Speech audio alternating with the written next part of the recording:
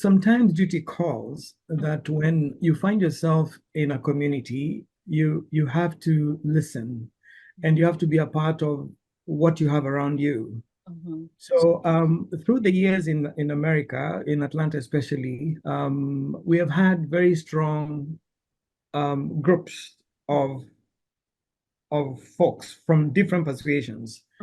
We employed quite a bunch of folks from Kenya. We assisted a lot of them. And of course, it gets to a certain level. You find that you now have to be a part of the system. So I have employed all sorts of people within the organization. Okay. What we have done is, like I was telling you, we have found the developer. We have also found a financier. That's the part I'm interested in hearing. Yes, we have an investor who is pumping in close to $40 million. What? Yes, $40 million into the project. The first phase is costing about $10 million. The international or the foreign investors that you guys have, I spoke to you 2 or 3 weeks ago, and you're telling me about an investor that you have from, is it Saudi Arabia or someplace? Is it Saudi Arabia? Yes. How Yeah, do you Qatar. get how do you get these people? How do you go to Qatar or whatever country to find what is a campaign like to get these investors to come on board? Your network Is your network? is your net worth. We have been privileged to find ourselves in situations and circumstances that allow people to find us because of what you've done before. People to go to because of what we believe they can be a part of. So the networks that we have put together have enabled us to identify solid partners in things that can be done in any part of the globe. Now, that is just one that I've talked about, the Qataris who are investing those funds in our project. We have others in America who are also interested in partnering with us to put Americans, not with no affiliation to Kenya. I'm talking about corporate America that wants to put up a base in Kenya to further its activities in Africa. Okay.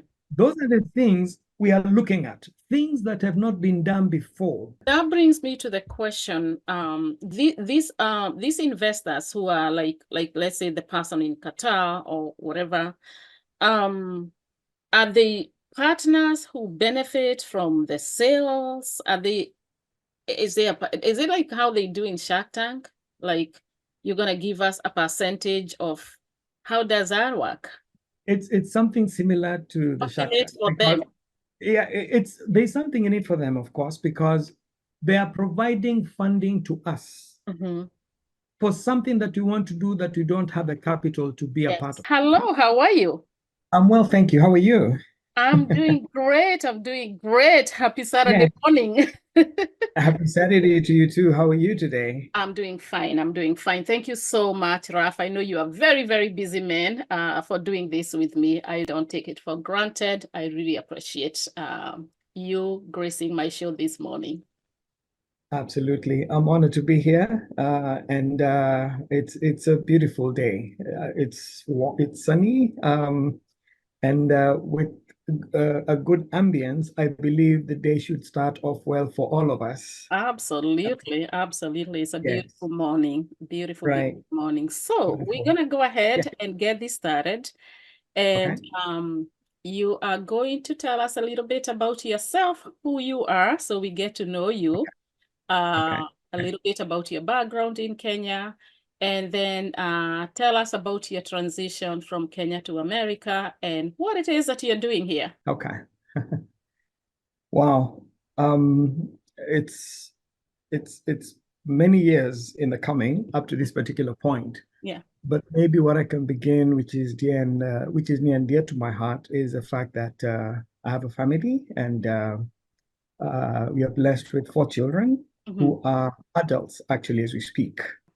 I have 3 boys and a daughter. And the first set of the first ones are twins. The boys are in their 30s, Yeah, one of them is an anesthesiologist at Emory Hospital. That's in Atlanta? In Atlanta. Okay. The next one, his other brother is a pilot with the United States Marines. He's based out of Hawaii. And even the one at Emory is also a pilot. So I have two pilots in the house. Really? So did they both decided to become pilot? Then one just woke up and decided, nah, I'm gonna take another direction. There's something about twins. There's always competition among them, which Okay. sometimes can be very, very progressive. Okay. Both of them went in different areas. I mean, one of them was an engineering student, and this one ended up becoming the pilot to the Marines. He's actually a commercial pilot. Okay. And the one who has been doing his medical studies at Emory, he's been there for almost 15 years. He's got a pile of degrees in medicine. He decided to do the flight school privately. So they normally get together whenever they get a chance to fly around and do a few things. Okay. So that's the first two older children, and then I have a daughter who is a banker in Atlanta also. Okay. And my last born graduated from college last year in December. So they are all out of the house. They're all out of the house. So the thing is, I still have the young one. Okay. He's now delving into the markets to figure out what he can do, but he's in the movie industry. He's written several scripts. Okay. And I'm seeing quite some direction on that side. Okay. So those are the children we have. And Awesome. other than that, we live in Atlanta. Okay. And I moved to Atlanta from Nairobi, Kenya, back in 1997. And I came straight into business. I'm not the normal immigrant who comes and does things that are normally done within the community here. Are you doing business in Kenya? Let's go back to Kenya first before we talk about here. Tell us a little bit about your background in Kenya and where this whole entrepreneurship mindset came from, being that you are an immigrant here. So let's go back to Kenya and start there. Yes. Yeah, in Kenya, after finishing college, I was one of the pioneer students who are being trained by the government of Kenya to become technical instructors with the National Youth Service. Okay. So I finished college, mechanical engineering, and then I decided that I needed to venture out into the private sector. So I got a position at the Kenya Breweries, where I worked between 1985 until the time that I came over to the US. Okay. Now, when I was at the Kenya Breweries, I rose through the ranks and I became their fleet administrative and cost control manager. I was in charge of all the maintenance schedules of the entire fleet of the company. Okay. You know, we're talking about the prime movers, those big trucks that used to transport the alcohol to various parts of the country, and the small vehicles. Okay. So as I was doing that, I also got into management programs at the Kenya Institute of Management, where I got into entrepreneurial activities, where I got sponsored into various programs. And we got funding from my first private business was launched through assistance with the Friedrich Ebert Foundation of Germany. So I had a workshop was that I personal, your own personal business? My own personal business, yes. Okay. I had a transportation workshop where I used to repair vehicles, and I used to get vehicles from insurance companies. You know, whenever they would have accidents, they'd come to my workshop and I would fix them. Okay. So that's where my entrepreneurial journey began. Okay. And I think it is still running because I handed it over to the people who are there then, and it's been many years since. Okay. I came over and I decided to start everything afresh in Atlanta. Okay. So I transitioned from Kenya, came over and with the children and the family, and we started living in Atlanta. Okay. So coming to Atlanta, I also got into business. I got into transportation immediately. So as soon as you got here, you didn't like look for a job or wow. So you still came here with an entrepreneur mindset that I'm going there and I'm gonna be in business. And sometimes that can be a pitfall because it's good to experience what others experience when they come to this country. Yeah. And it took me so long to understand the meaning of having and to this day it's still a problem about being working under somebody. I don't know what that is. I've never been employed ever since I got to this country. I've always been working for myself. I have been an employer, and I've been controlling my entire destiny until now, where now I'm beginning to transition into other things. Okay.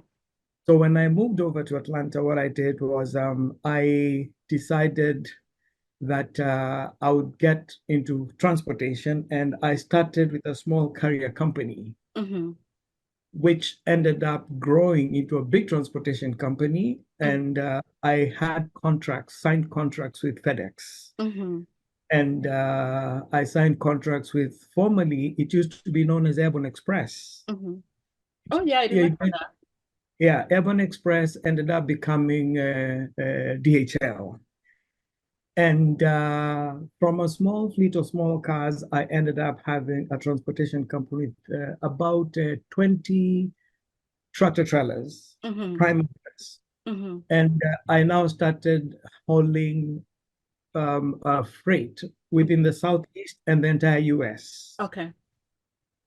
It was a big operation because I had a lot of people who were working with me. And that was prior to the first recession, the 2008 recession. Yes.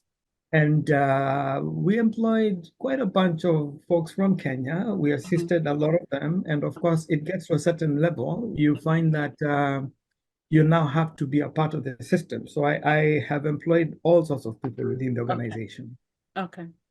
So it is through that business effort that I was able to fund and support my family and make sure that they got the best of the education that we could actually get. And today I can actually say the business did well because it helped me make sure that the kids succeeded in everything that they needed. Because even when they came here, education is free for our children. Yeah. But again, where I was, the location did not allow me to take them to the schools that I wanted. So I chose to take them to private schools. So that's where they were. You can move from one school district to another. Yeah, yes. I didn't want to move because I'd already invested heavily in the place where I lived at the time. So what I did was I had to make a sacrifice and make sure that I took them to private schools. And that has helped me a lot because when you make sure that the children go to certain settings of school, they end up turning out a little bit well. You don't have issues as they get older.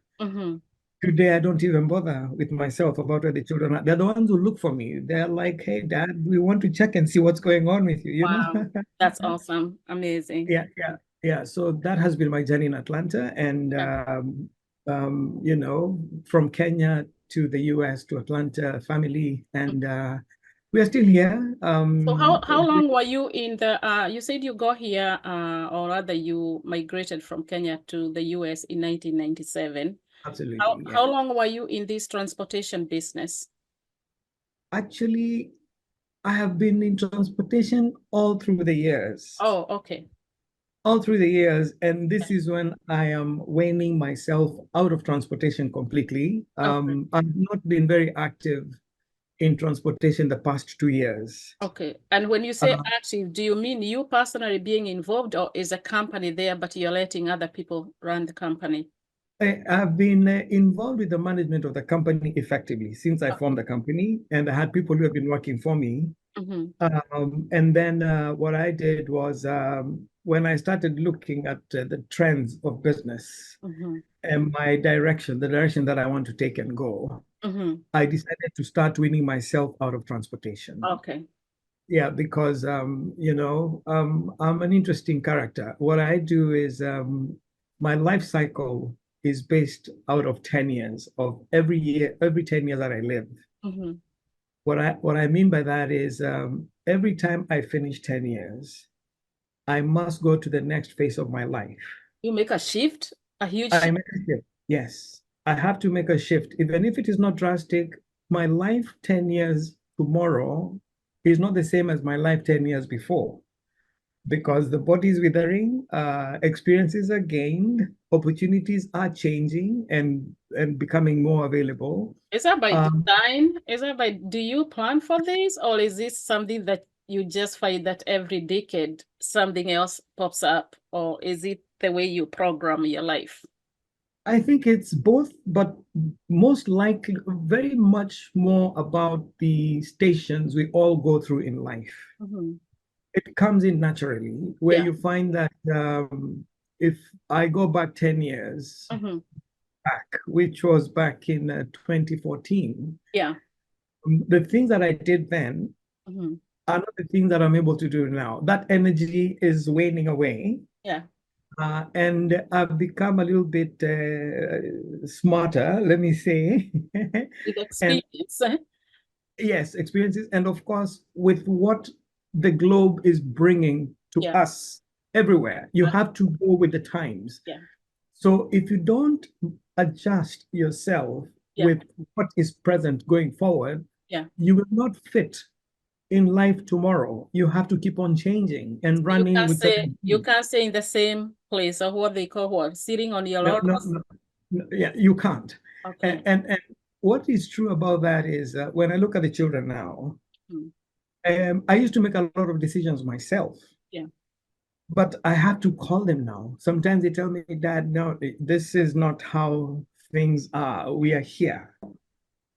You have to adapt to all these things as they happen. I absolutely agree. Just the other day, I did something and I had to hire somebody to do something for me, a voiceover that was about a minute.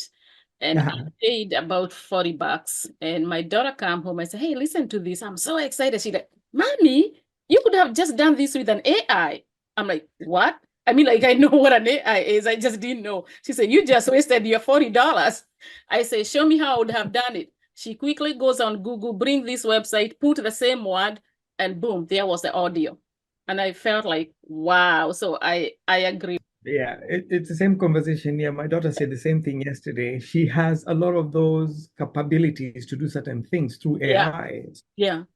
It's a different lifestyle for folks, especially like us, who have been alive for a little bit longer. Yeah. Where you have to run with the space that is being provided to you and change with the times for you to remain relevant and for you also to be able to take care of your commitments as you keep on moving forward. Because one thing I've also realized is the fact that you might have successful children behind you, but the way these children have grown is not how we grew up. Because if I go home to Kenya now to visit my mother, I will have to stop by a supermarket. And I will have to buy her something, maybe make a discreet phone call to the house people to find out what is missing in the house. Yes. So that I carry with me and I take it to my mother. Yes. But today it's different. You have to bring the boys or the girls in, the children, and explain them what it is that is needed, if it must be done. But again, it's not that we are really depending on them on a lot of things, but the social aspect of life growing between Kenya and here, it's very different. It's different. It's very different. Yeah. So you have to be on top of what you're doing so that you don't appear to be a burden to them at some point. You have to be proactive and quite relevant at the same time. Yeah. And you can have the same mentality because like what you said, back in Kenya, you can go visit your aunts, your parents, your grandmother, empty-handed. No. These kids would just walk in anywhere and not even think about it. No, it's not a part of their life. That's not how they've grown, because every time they come to the house, they find a fridge that is fully stocked with everything. There's a pantry that has food. Or the bills are paid automatically. So they don't know what it is. So until and unless it gets to a point where you're like, okay, come here, there's something here. they will do it once or twice, but then they look at you again and they'll be like, but now that but is a problem now. You don't want to get there. Yeah, I know what you mean. Yeah. Right. Okay, so those two different societies. Absolutely, yeah. So now you're making these shifts every decade, and I like what you said. You have to grow, especially the way this technology is growing. We have to keep up with it. Otherwise, you're gonna be stuck, and you're gonna find yourself in trouble if you don't, especially if you're in business. If you don't grow up with the technology, things are not going to work. No, they will not work. So these shifts that you are making, do you want to talk to us about the different things that you've done? I know at one point you were involved in, or you are the chairman, is this chairman of the Diaspora Circle? Do you want to talk about some of the things that you've done? Yeah, sometimes duty calls that when you find yourself in a community, you have to listen and you have to be a part of what you have around you. So through the years in America, in Atlanta especially, we have had very strong groups of folks from different persuasions. Back in the early 90s, we had a very interesting and progressive organization known as, at the time it was, and I still believe it still is known as the Association of Kenyan Professionals in Atlanta. Okay. It used to mentor students, Kenyan students in American universities, because we had a lot of, Kenyans in various sectors within the economy who would come in and help them position themselves as students and fit in the spaces available within the country. So when I got into that group, we were so organized that we ended up permeating universities in America, especially the ones within Atlanta, and the business community here. We got into real estate, we got into partnerships with Kenyan government departments. So was this an organization already formed? What was the name again? Yeah, it was an organization formed. It was an organization registered in the US that had those objectives of harnessing and helping ourselves discover opportunities in education, business, and every other sector that could be available where Kenyans would be interested in being a part of, and also to leverage between Kenya and the US in terms of programs that are available in Kenya that could be brought out here, and whatever we could do for Kenya from here, Kenya. So we formed very powerful partnerships. I remember those days we even used to host cabinet secretaries from Kenya. I remember we had Wangari Maathai who would come and officiate in our functions. The education minister and the education sector, they would come and partner with us in certain school programs in colleges here. So I was in charge of investments. I was the director in charge of investments at the time. And I continued to propagate and bring Kenyans together to figure out what it is we could do in terms of investing in Kenya and here at the same time. So we got a lot of people who got into homes, buying properties around and moving. In Atlanta area or in Kenya? In Atlanta area. We were basically in Atlanta. Yeah, we're basically in Atlanta. And eventually, one of the projects that we talked about at the time, the formation of a circle, was actually crystallized in one of those meetings.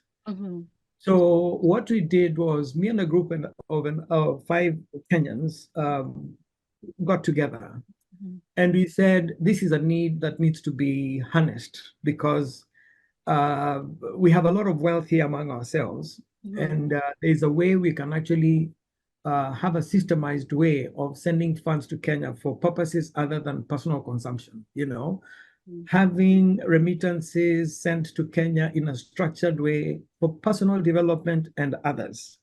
So we were lucky. We got in touch with the Minister for Cooperatives at the time, Honorable Nyaga. He's the one who came to Atlanta to officially launch this Diaspora Circle. It was the first one outside of Kenya. So the idea of forming this circle, so you are saying, was it because you guys wanted to invest in Kenya as a group? Okay, because I know, like you said, we are able to send money back home, whatever you want to do. But now here you come as a group and you want to be able to do what over there? You know, remember, I came to the US after working in Kenya. Yeah. And we used to have a circle in Kenya that I was a part of. Was there circles in 97? Because I came here in 97 and I don't remember anything about a circle in Kenya. I was a member and an official of Tembo Cooperative Society. So there were circles back then? There have been circles ever since we were growing up. I just didn't know. Yeah, the circles have been in place. In fact, if you remember, there was a time there was a coffee boom many years back in the 70s. The cooperative, those coffee unions in Kenya, those are forms of circles. Okay, the unions, like the farmers union? Yes, those are circles of some kind in there. So we had the knowledge that circles are institutions where you contribute every month a certain amount of money, and out of your accumulated savings, you do qualify to take out a loan. It could be twice your savings, it could be 3 times your savings, or whatever the board of the circle decides to give its members based on its liquidity. Okay. So for us, we were looking for a structured way of sending funds for many purposes, for retirement, for personal development, for education purposes, for purposes of maybe forming an enterprise collectively as a group that is already funded. Many purposes. That was the intention, or even forming a bank. I remember during one of our strategic meetings back in the day, we discussed and said that one day we are definitely going to have the institution morph and become a bank at some point. Wow. All these things together and you work towards them. And it is not easy because putting people together in a setting outside of Kenya. That's what I was about to ask you. How do you get this thing even, leave alone established, even the idea of getting it moving and getting people with all different personalities, different mindset to all move in one direction? You know, that's a very important point you bring about, because these 5 people spent their own personal money. Really? I spent so much money, and I'm speaking this on behalf of the team that I worked with at the time, to traverse the country. Wow. This country has over 300 million. The population is over 300 million. Yes, yes. There are hundreds of thousands of towns and, I mean, spread all over the country. So what we did, we mapped out and looked at the areas that had the highest concentration of Kenyans. Because now this circle was no longer going to be an Atlanta thing. It was going to be Kenyans in America. Wow. And that's how the name came about. It came out, the name is the Kenya USA Diaspora Circle. It was, and it still is at some point, until other circles came into being. No other circle could be registered in the US until this one took off. So we had to launch marketing campaigns countrywide. And we used to traverse this country. We have gone to almost all the big cities in the US throughout the years that we're in office. Okay. And as you might be aware, you're going to do these campaigns, awareness, informing like other Kenyans that we are going to launch this thing. You're inviting them to join. Okay. Yeah, we did. We did that. We started the circle in 2012. That's when we got the license. Okay. And immediately after we got the license, we left Atlanta and we started with Boston. We went to Boston and we were the commissioner for cooperatives. We had partnerships with several banks in Kenya.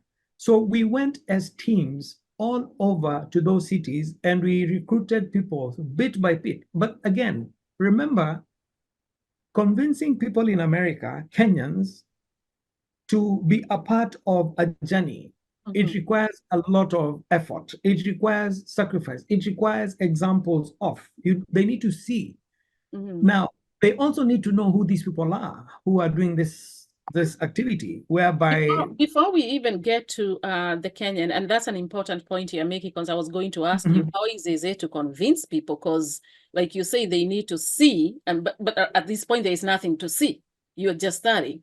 But what I wanted to not miss is when you're forming this circle, you're dealing with two governments, because you're dealing with finances. You're going to be sending all these. So how was it to get, I guess, licensed here? It's not just as easy as going and establishing like something like an LLC. So how was it to get that formed and for you guys to be allowed to form something like that within the US? And at the same time, you are also, I'm assuming, dealing with the government in Kenya for you to be authorized to do what you're trying to do. How was that like?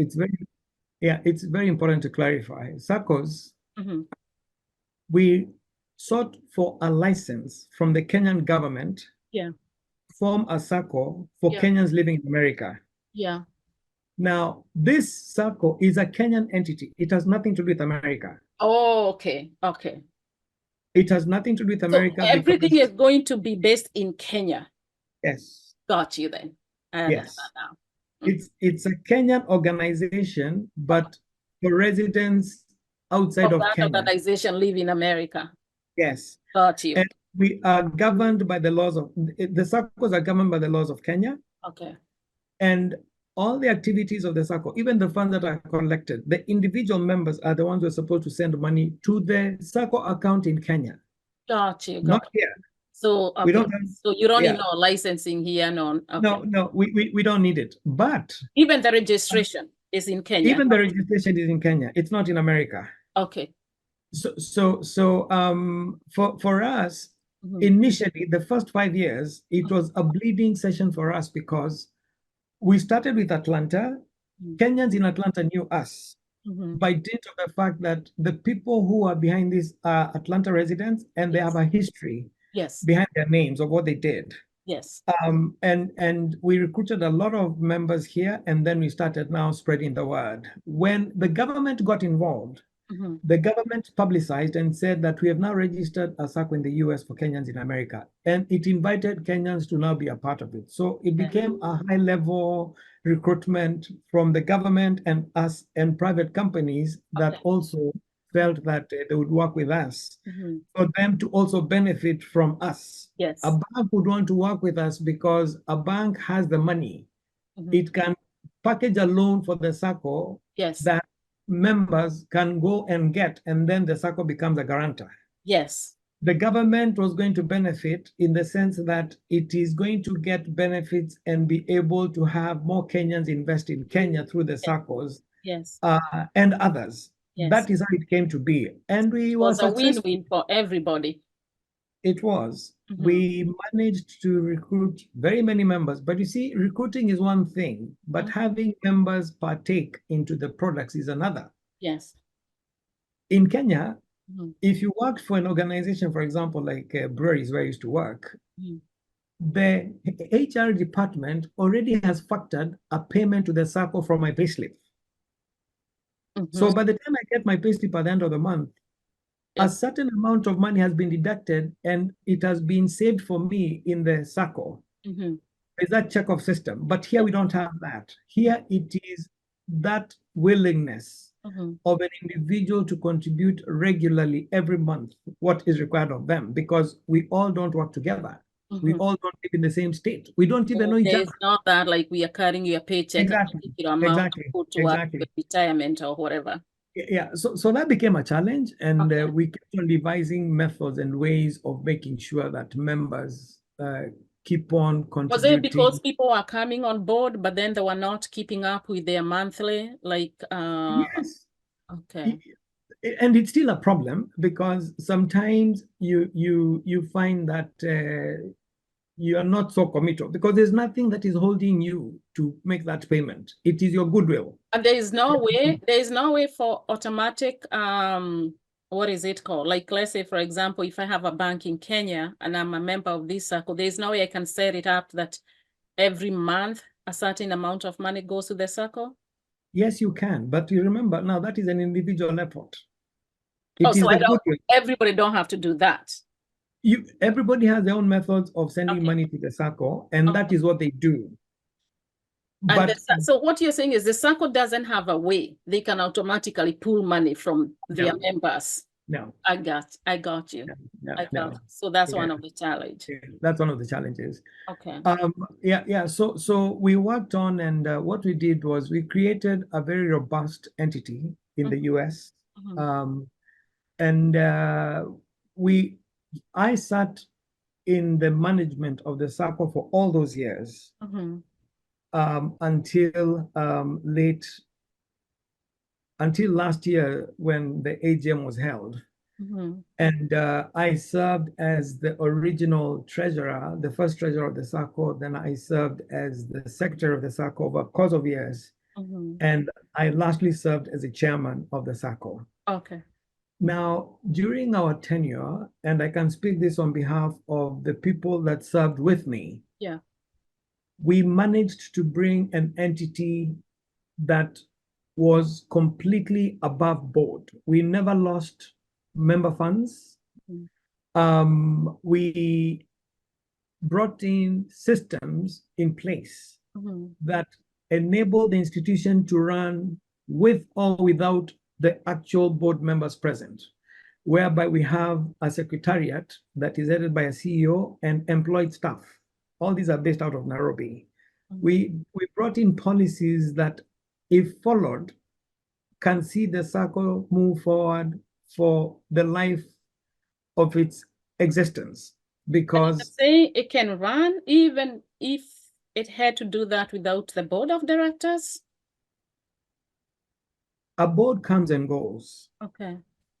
All right. A board has a lifespan of at a minimum 3 years. A board is elected by the members. You can be elected, you can be voted out. Meaning that the effectiveness of the institution must continue with or without those board members present, because they will keep on changing. And as members come in and go, based on the elections that the members elect to put in place, the institution still remains. But who hires the people, though? Who hires, like, for example, the people in Kenya who are running the institution? Who is hiring them? If somebody quits, you have to bring in a new person. Who's doing all that? No, what I said, the board is a must. It must be in place. Right now, there is a new board that was elected by members. Okay, so what you're saying is that board can be replaced. The board can be replaced, but what I'm trying to say is, even if a board is replaced, the institution still remains with the people who have been employed to continue running member affairs effectively. Okay. Until such a time that, if the board feels that it needs to make changes to the secretary, at that particular point, they'll make changes. Okay. But what has been put in place is continuity. It is going to operate for as long as members are contributing and as long as those services are being provided. And of course, we have the regulator. During my tenure, we ensured that the circle joined the first by being getting licensing. You are frozen. You're frozen. I lost you where you say during your time. Start with during your time. Oh, yeah. During my tenure, what it did was we made sure that we got a license from the top regulatory organ in Kenya that regulates circles that have deposits of 100 million and above. Now, what that means is, with that regulatory agency within us, it means that every month or so, the circle is sending reports to the regulator.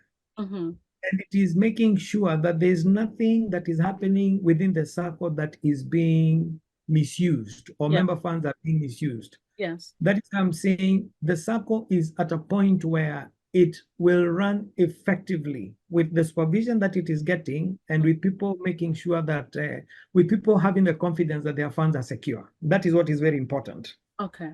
Yeah. So with all that, the institution is running. I think it has its new leadership, and they're moving in a direction that we pray will move the circle forward. Okay. Now I'm a retired man. I'm no longer there. No longer I have moved into new things. We're going to talk about those new things that you're doing. But just before we do that, as far as circle, because I know there's a lot of people who don't quite understand how, especially here, because we don't have circles here in America or even outside of Kenya, other countries. I'm sitting here thinking, why would I want to invest my money in a circle instead of just I send it to a bank in Kenya if I have to, and it sits in the bank, whatever type of account I choose to grow my money.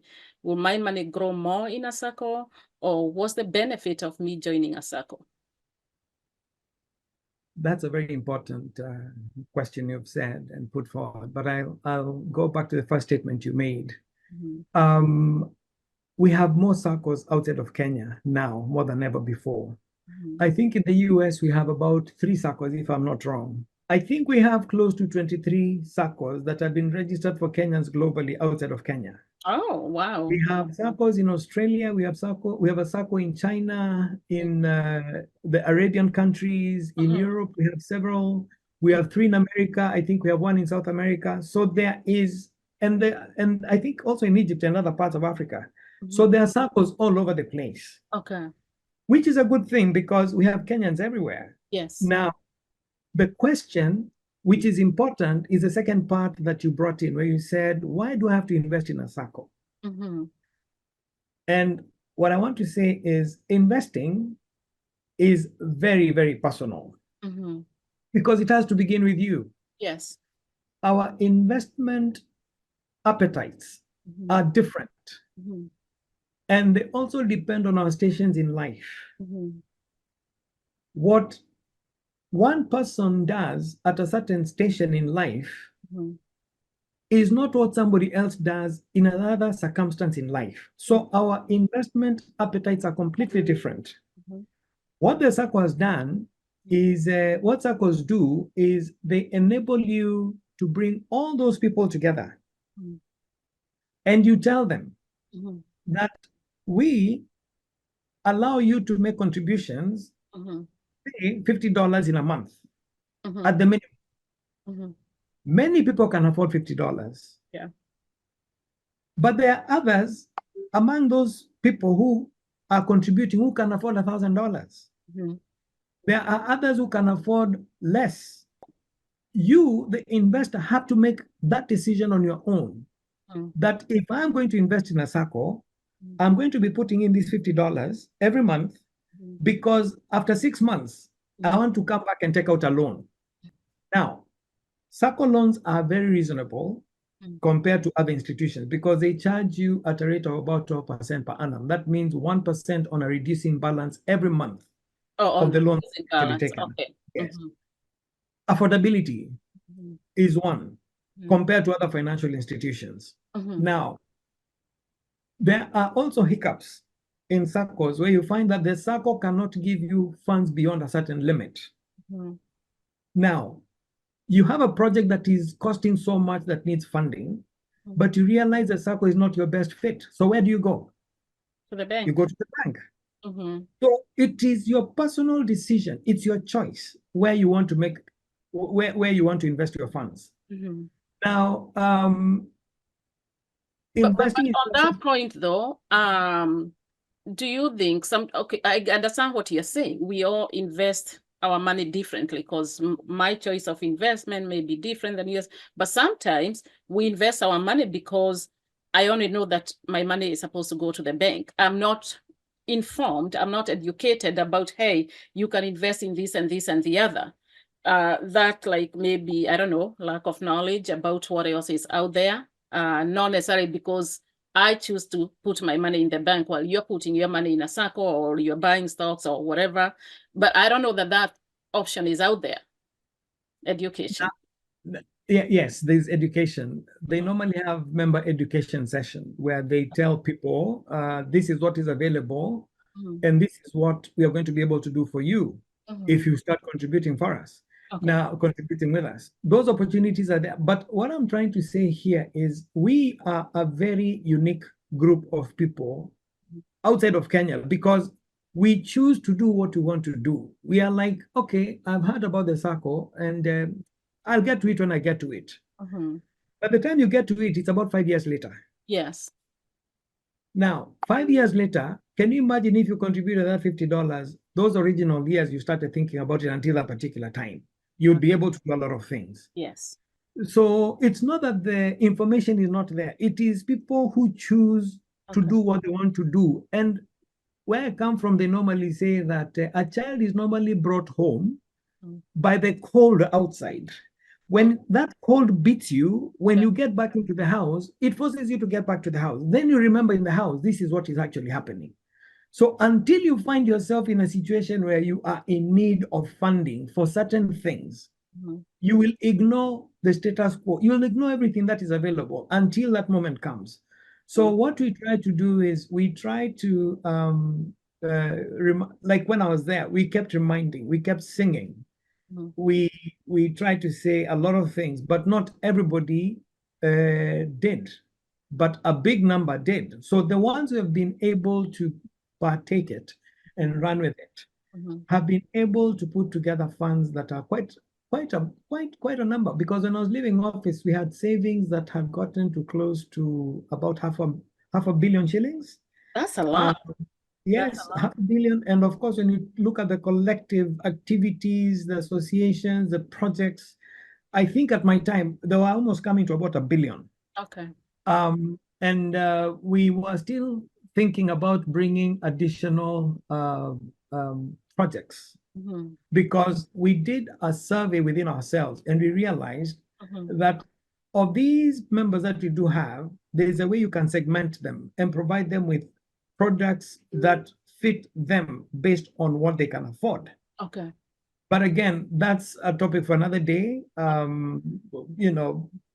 People investing is personal, really, when you get to it. Yes, I understand. But really quick, because I want us to move into what you're doing now. Is there a minimum requirement monthly contribution towards this circle? Because I know you said, of course, somebody might afford 1,000, whereas another person can only afford $50 or $100. But is there like this is the minimum, or what's the threshold? When I was in office, the minimum was $50 a month. Okay. All right. So I can vote for that. I can vote for that. $50 a month, and you can contribute whatever else you want to contribute and enjoy the world. And the information is out there. So if somebody in the US would like to check information about that circle, it's still available online. It's available. They just Google the circle. It's going to come up and everything's going to be seen out there. All right. Yes. So now that's the circle. And you transition from the circle and transportation. And where are we today in 2024? Because I'm assuming you have started something new, given that it's been 10 years, like we talked, since 2014. So what are you up to? I'm a jack of all trades. That is a confession I must make. Anytime I see an opportunity, I do my due diligence, and if it makes sense, I get into it. And I do a lot of due diligence behind everything I do. Because number one, I don't have the luxury of time. What I'm saying is, at this particular point, I believe I've served the Kenyan community globally very well for those years that I've been doing what I've been doing. Now I have programmed myself to work for a section of those Kenyans who believe in the vision that I believe in. I want to partake into investment activities and opportunities with those that are like-minded as I am. Now, what I'm trying to say is I am a farmer. I am an investor at the New York Stock Exchange. And number three, I'm leading efforts in investing in the hospitality industry in Kenya, in Malindi, where we have found a piece of land within the cosmopolitan Malindi city, where we're putting in infrastructural designed homes for Kenyans who are interested to live in a gated community like we live in gated communities in America.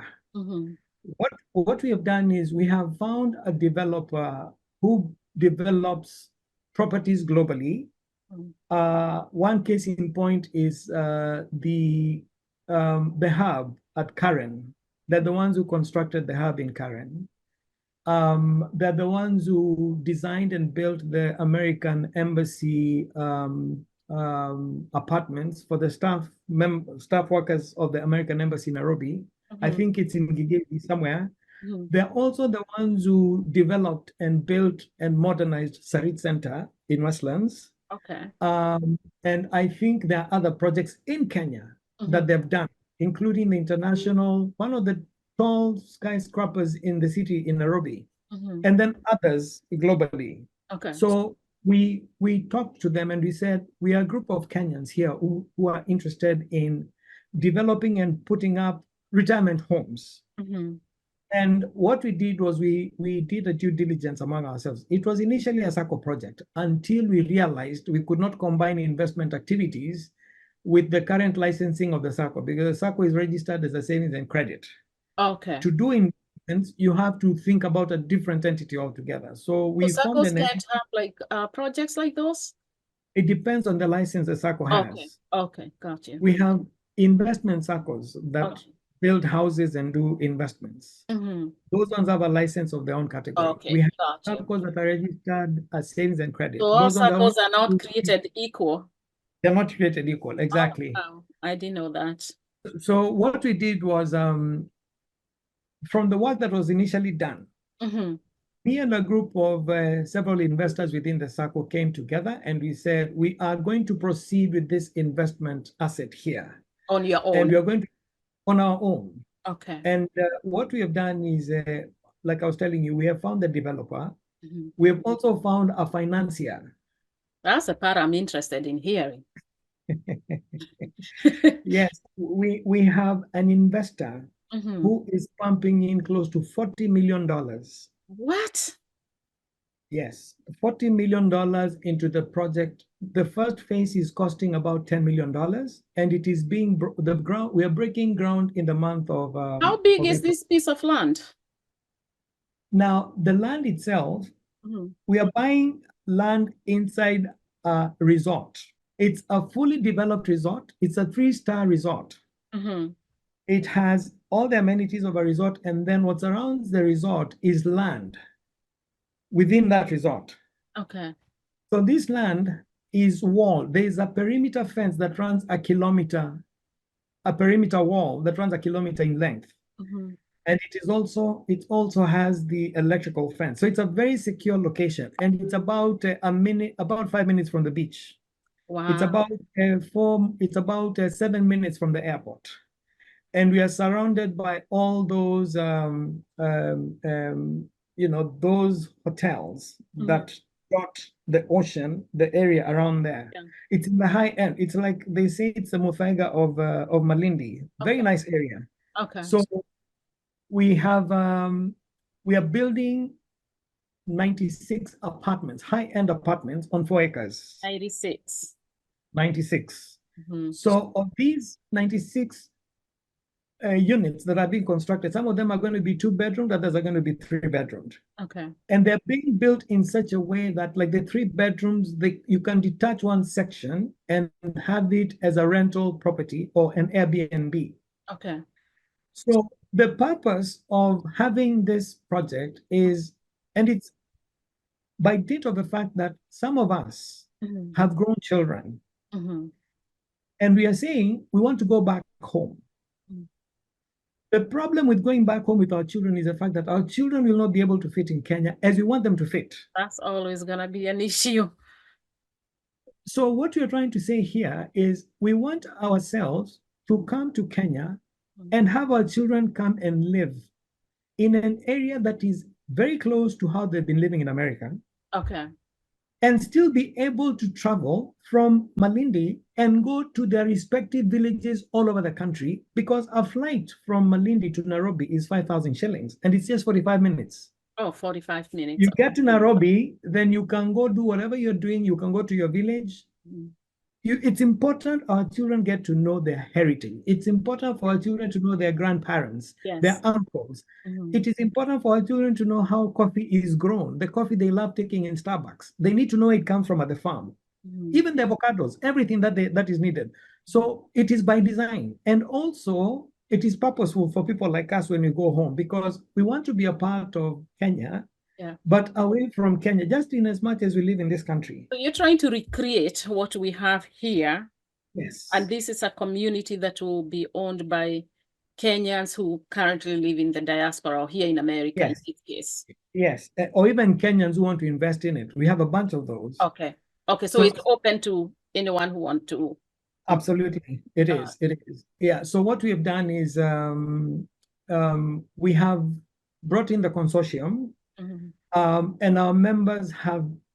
When I talk about members now, I'm talking about the investors in the project. Okay. The investors in the project are folks who are everywhere in the globe. We have investors from Australia, we have investors from Europe, in America, where the majority is, and Kenya itself, and other parts.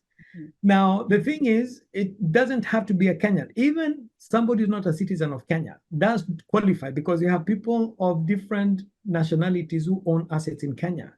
They can qualify to own a piece of this pie just alongside others. They have to partner. Does a foreigner have to partner with a Kenyan to own property in Kenya, or? No, they don't. I mean, we have a lot of foreigners in Kenya who own assets, but on a certain term that allows them to own land on a partial basis, or assets on a partial basis. We have those owners. So we have been, one of the things we did was we had to make sure that the banking partners that we do have are top tier banks that are recognized globally. That was a condition by the foreign investors. That has been successfully done. And the land, we are just about to finish purchasing it, and then construction begins now during the month of April. I don't want us to lose track. I think I kind of interrupted you there. The international or the foreign investors that you guys have, I spoke to you 2 or 3 weeks ago, and you're telling me about an investor that you have from, is it Saudi Arabia or someplace? Is it Saudi Arabia? Yes. How do you get these people? How do you go to Qatar or whatever country to find what is the campaign like to get these investors to come on board?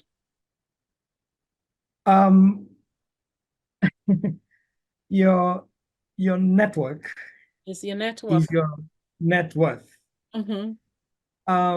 We have been privileged to find ourselves in situations and circumstances that allow people to find us because of what you've done before.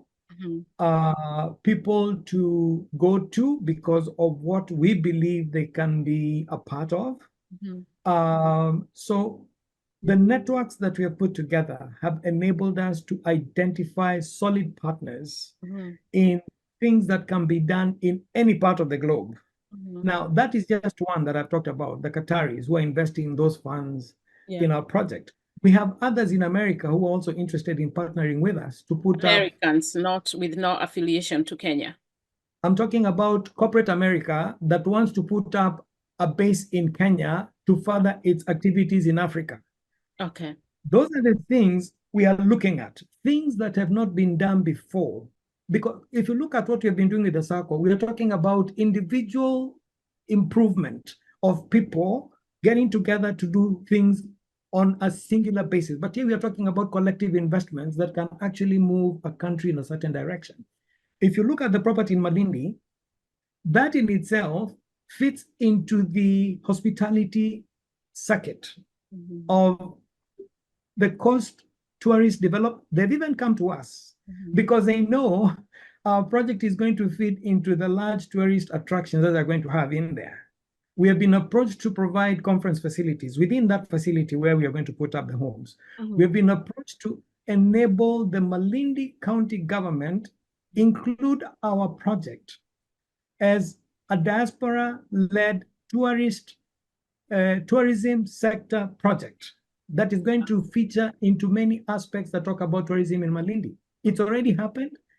It's already been done. We had a sitting with the governor of Kilifi about 2 weeks ago. They've given out the licenses to do every work that is supposed to be done because never before have they seen a project of this kind coming up in that area. So we are doing something that is standing out. And all the local businessmen and women and even the institutions within, they want to partner with us. There's a golf club right next to it.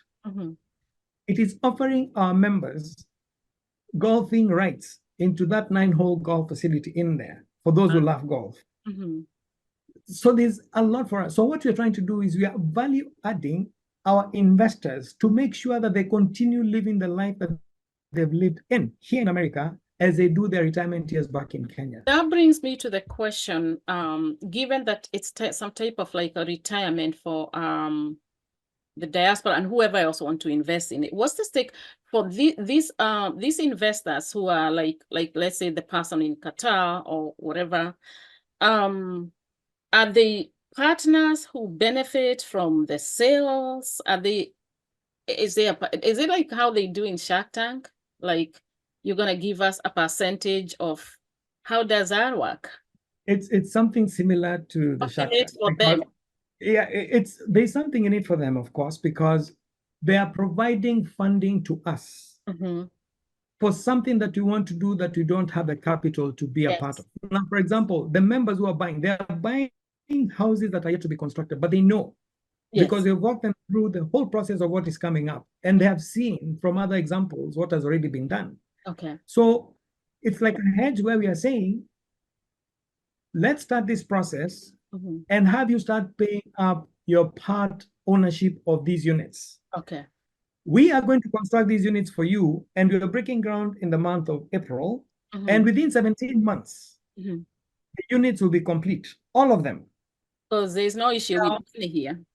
No, there's no issue here with finance for construction. That money you're not using the model that I see a lot of companies in Kenya use, where they will show you where maybe they have the model house or home, and they wait on the potential buyers to put in the money so they can start building, and that's where they get in trouble because I pay my part and you don't pay your part. And now the project is kind of stuck because you have a big percentage of people who haven't paid. So you guys have the money available. So it's not like, oh, you didn't pay. So I come in, I say, I want to own a home there. I pay whatever, but that's not the money you are relying on because you already have investors. No. Now, remember, I mentioned about a top-tier bank in Kenya. Yes. This top-tier bank in Kenya, we already established a relationship with them last week. This bank is going to work with the foreign bank, the foreign investors. They are going to fund this bank with all the money that is needed on behalf of the foreign investor for our project development. So that money is moving from Qatar. It's coming to Nairobi.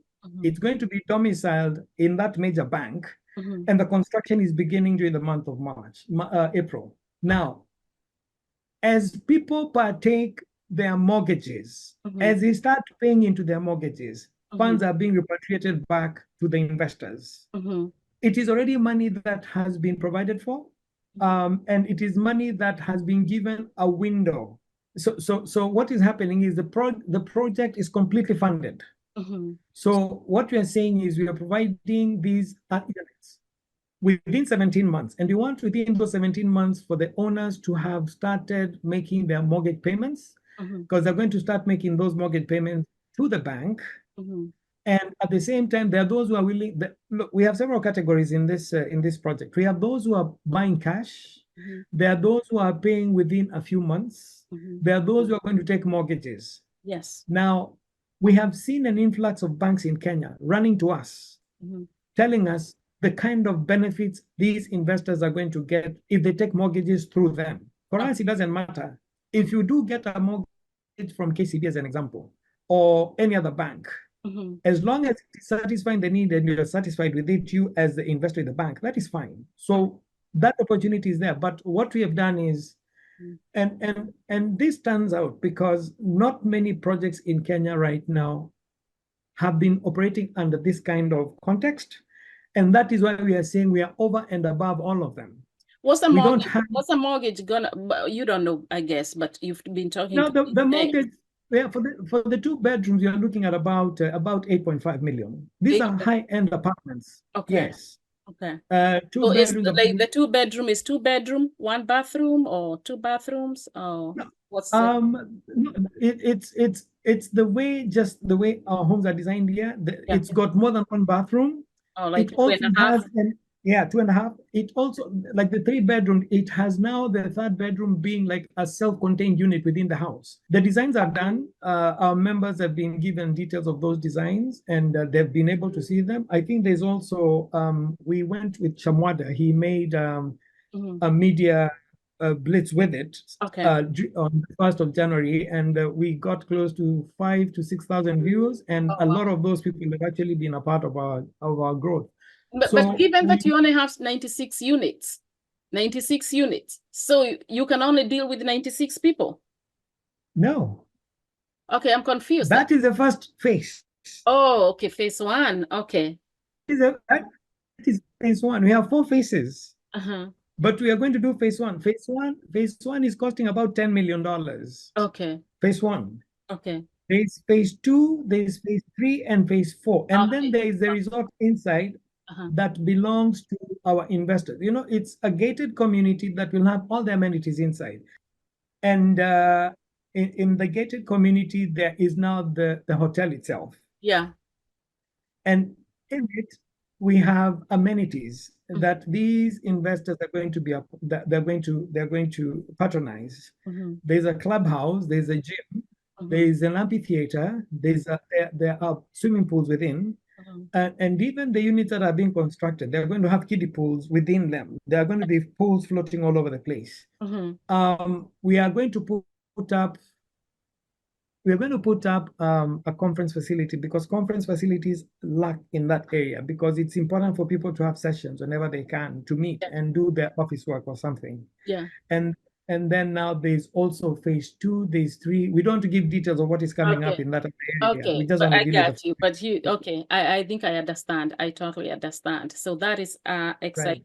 Do you guys have like a website, or how do people get to know? Like you guys have this, I know you said you did something with Chamwanda, but how do people know? We are reachable. We are on WhatsApp.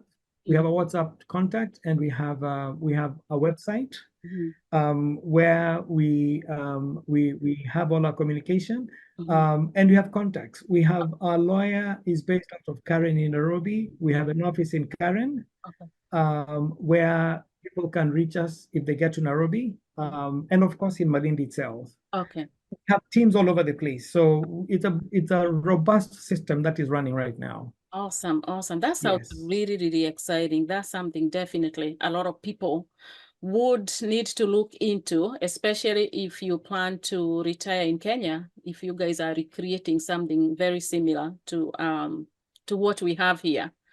Is there anything else you want to add about that? Because I really quickly wanted to ask you about, and I know that can be wide, maybe we'll bring you back another time to talk about it. You are a trader within the New York Stock Exchange, or what do you trade? Stocks? Yeah, I think for Malindi, I think we've addressed that. We can always come back to that later if there's anything else. Okay, yeah, I'm a trader. That's my full-time profession now. That's what I do, away from everything else. And the reason I'm doing this is because I'm transitioning, and you can do trading from anywhere. You can do it from your house. You can do it under a mango tree in Kenya or anywhere. Yeah. So that is where I have found myself, and I deal in options and also investing in the market. When I see a good position, I get into stocks I buy.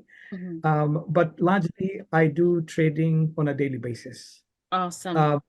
Yeah, and of course, we have a community of Kenyan investors that started, some of us. I don't know if you've heard of Pete. Pete and Pete? Yeah, Pete and Pete. Yeah, he's I know one of the guys who. Yeah. What I was saying was, I am an investor at the exchange, in the New York Stock Exchange. That is what I do every day. And what I try to do is, I look for investments that I think are of importance to me. And I also try to make that a bankable activity for me as my business going forward. So I deal in trades. I trade at the exchange. I'm also investing at the exchange. Okay. Yeah, that's basically what I do, and that is also what is going to help me transition into the activities that I'm doing without losing sweat. Remember, we said we have to take care of ourselves, even if the kids are there as we get older. So yes, we did say that's the pretext. Yes. So that's what you do. You wake up in the morning and you look at the market and you see what's happening. My day begins at about 5:36 in the morning. I study the global markets because I've got to know what is happening globally. Before you know, okay. Before the markets open here in the US at about 9:30. Yes.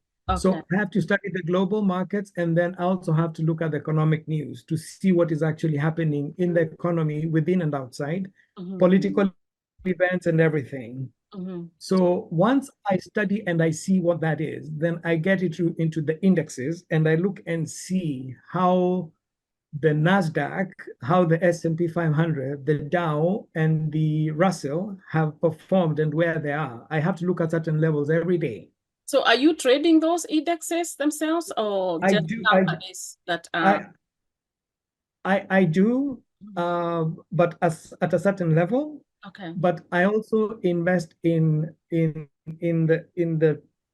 stocks that are making sense now. For example, I was heavy in the one that announced its results the other day, Nvidia. Nvidia pronounced very, very good results. In fact, it's the darling of the entire market right about now. It has buoyed also other positions that I'm in. The semiconductor industry, that's what you're talking about. They've really been trending. They're moving in a certain way. Are you a day trader, swing trader, or how do you define yourself? I think I can call it a day trader for the most part. Okay. But I do swing trading when I get an opportunity. When I see an opportunity, I swing into trades. I am all through the place because there is something for every opportunity available. But every day when I wake up to check on those positions, I also want to see how the market is trending for me to be able to know where I'm going to look for opportunities. And if I see, that's when I get in and do what I have to do. If a position or a particular stock moves in a certain trend, and I can see the kind of duration it's going to take, it can be even a month out trade of some kind. I normally look at it, head along those lines. If it's one that is in the immediate, which is what has been happening in the current upheavals within the market, I don't want to stay there too long. I want to get what I can quickly and run out and wait for a new position on Monday or whenever the day comes. Yes. Okay. Do you trade companies? Do you buy stocks for companies in Kenya or just here in America? I started with companies in Kenya. I have been investing at the Nairobi Stock Exchange since the day I got my first paycheck back in the 80s. Wow. So I have a portfolio that is quite big in Kenya. Okay. But then I decided, since I'm there and I'll be going there at some point, let me get into the global stock market now, and capitalize on it. And then at some point I'll get back to the Kenyan stock market. But right now I'm just trading at the New York Stock Exchange. Just the New York Stock Exchange. Yeah. Okay, that is good. So I think maybe we'll have. You're also well versed in trading. I can tell you've done something in there before, or I you've know conducted a interviews little on this bit. before, I know right? a little bit about that, but I'm not an expert like you and Pete. I have tried to buy something on Ameritrade. I also have traded those three indexes, the Dow, the S&P, and boy, they move so quick. I don't do it the way you guys do it. So sometimes I try to stay away from them because I'm like, oh my gosh, it's just moving. I do trade gold, but yeah, stocks, I think you guys are experts. So I think one of these days I'm gonna bring you and Pete. I'm gonna bring you and Pete, and you teach people a little bit more about stocks. Because I think that's where really that's the road personally I would like to take more seriously.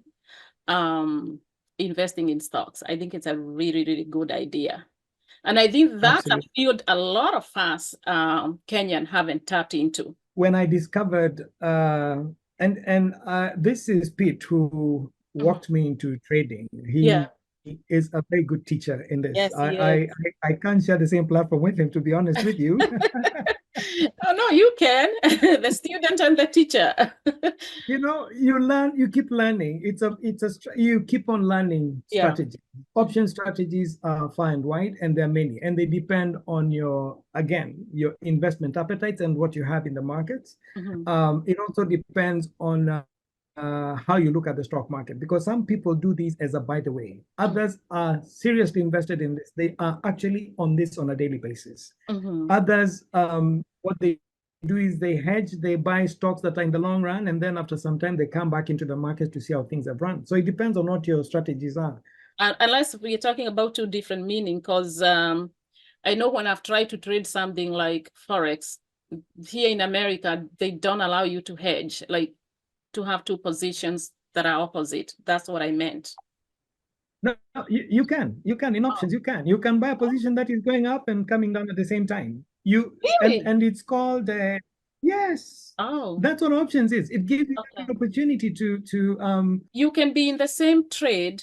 Let's say, for example, buying, but the market changes, and you can take the same trade on the opposite direction. You can do that. What you do is in the same trade, you actually hedge. Yeah, you can using option strategy. There are very many strategies that allow you to hedge in the opposite direction from the one that you had before.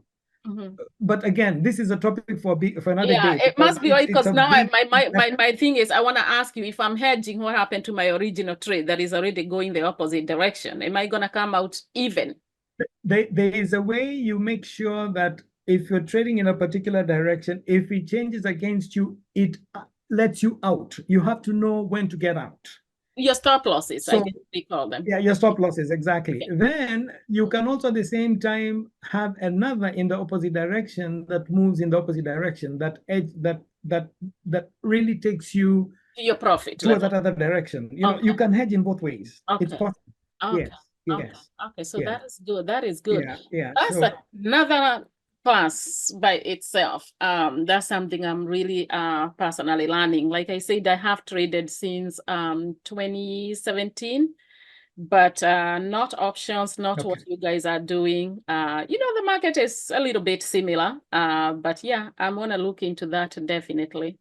I think it's very, very exciting. There's a lot of untapped market. It goes back to what I was telling you. Some of us or some people, we just don't do things because we are not well educated or informed that this is available. You can do this. Because the minute you open your mouth and say New York Stock Exchange, I'm like, whoa, he's talking about Wall Street now. And oh no, that's not for me. That's for the rich Americans. But no, there is a place for everybody to play in the market. Absolutely. Thank you so very much for taking your Saturday morning to be here to talk to us, to educate us about what you're doing and what is available for our community. And let's say something else that I did not ask you. I know there's a lot that you can share. I hope we can bring you back. Is there anything you like to share in closing that maybe I did not ask you? No, well, the thing is, one thing you've emphasized is about knowledge. People have to be ready to learn. Learning enables you to know what is available out there. Yes. And being open. And it's good to encourage people to be critical, but objectively. Yes. You criticize objectively and study something before you take a position. It's very important. It's in everything that we do.